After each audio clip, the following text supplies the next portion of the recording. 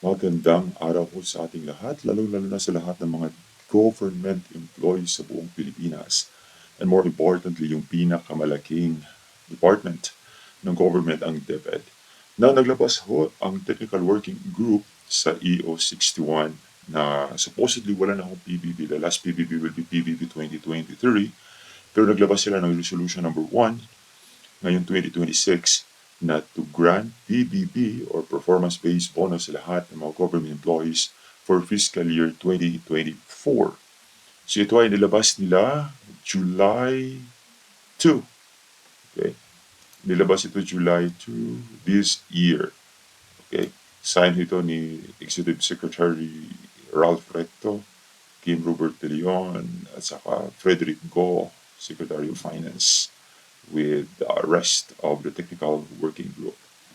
So ano ho ba ang nilalaman ng resolution number 1 na ito sa technical working group ng EO61?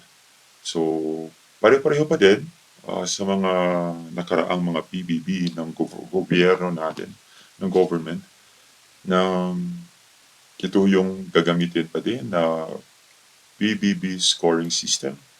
Yung performance rating is 1, 2, 3, 4, 5. Kapag 5, 25 points. Kapag 1, solid performance results. Yung process results.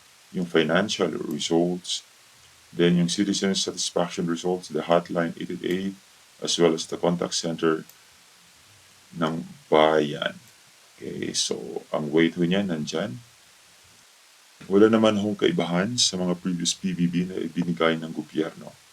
So kapag yung length of service mo is 8 months but less than 9 months, that is 90% na makukuha ng department kung saan ka. There are 7 months and less than 18 months, so proportion lang ito ng percentage ng PBB ang matatanggap mo. So pareho pa din, yung mga na-hire na 3 months to 4 months, meron din sila matatanggap.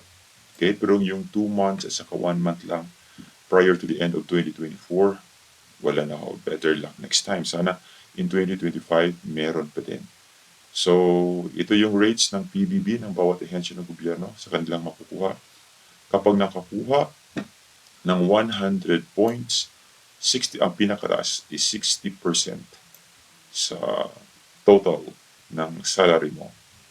The 95 points is 61.75%. Kapag nakakuha ang department ng 90 points, that is 58.5%.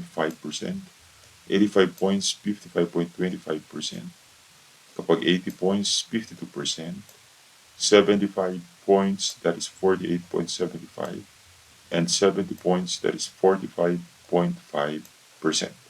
So, just pray na yung ahensya niyo makakuha ng 100 points para 65% ang i-grant ng PBB ninyo. Okay?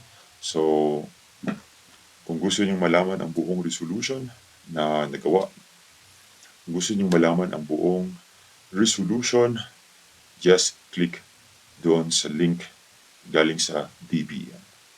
Magandang araw po sa lahat.